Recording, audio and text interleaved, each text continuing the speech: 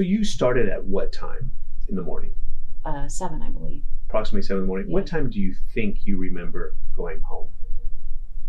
8 or 9. And did you return the following day? I did.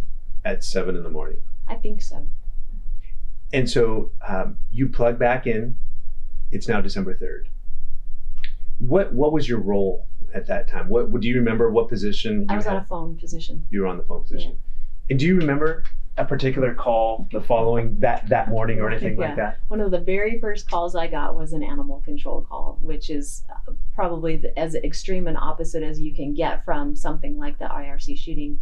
And so you have to be flexible in that way to be able to say that something like the IRC shooting can happen, and answering something about an animal control issue is important also. It's not to be sort of shoved off to the side of, we had the IRC, if we just don't have time for that. This is still important. There is still a citizen who has a concern, and that's our role, is to provide that service.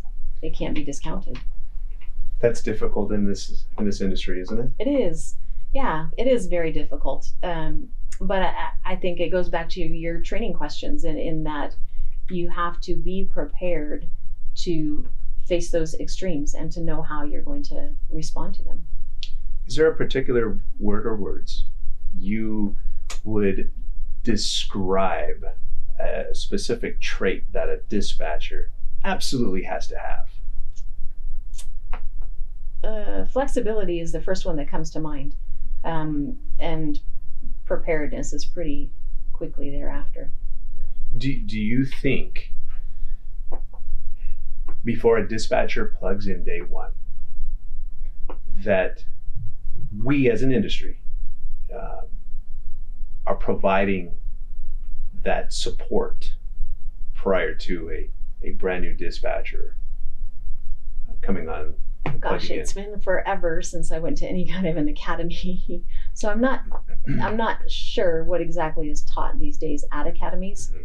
I would hope that it's less detail and specific incident oriented and more global oriented, where you need to be able to understand the value of not being judgmental. And that includes judging your ability to do the job or your coworker's ability, and not being judgmental of the community. And just like they say in the old black and whites, it's just the facts, ma'am. And you want to be able to have that, take the facts, be able to react in the extremes equally. You can't be just good at an IRC shooting. You can't be just good at an animal control call.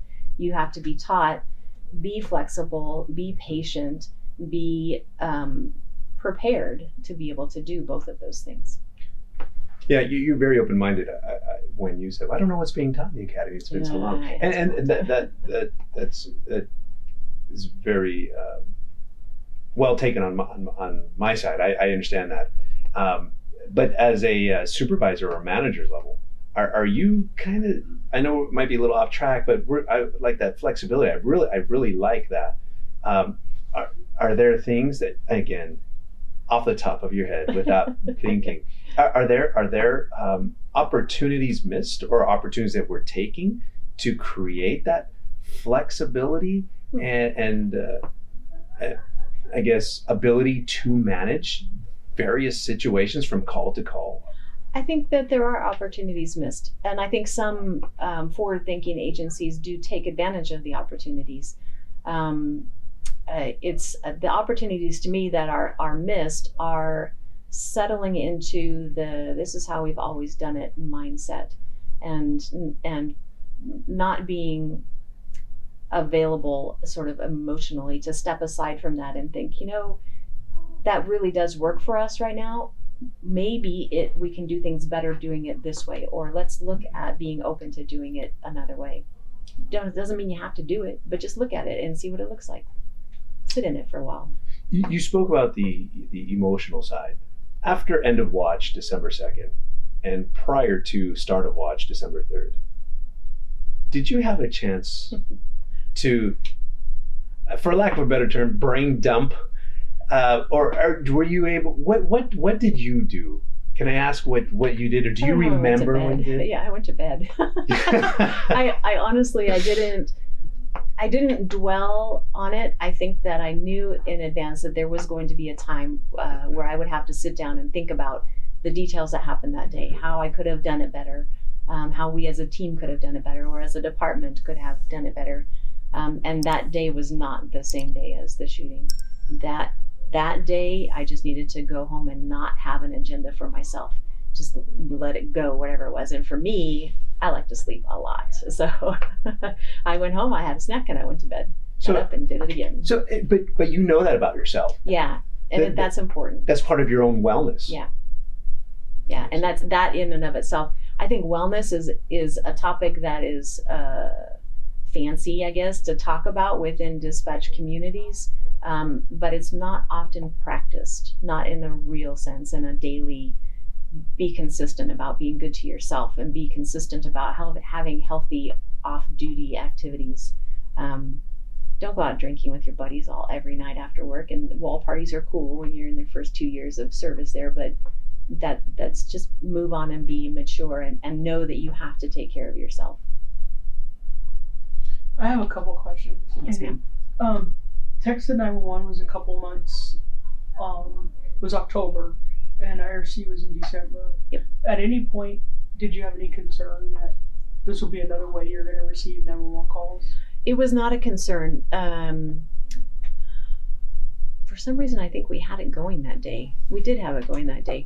And I don't know that we got many texts from anybody because it hadn't been publicized that we were using it. I think we did get a few, but it was from people who were not in the building. It was relatives who were concerned about their folks that were in the building. Now that it's a little more well known what text to 911 is, I think if the incident had happened today, we would have gotten considerably more. Have you considered sort of any training or how you would be prepared to receive that if that were to happen today? I haven't thought about it, to be honest with you. We don't have it here at El Cajon. We had it at San Bernardino. I know San Diego County is considering transitioning to it within the next year, I think.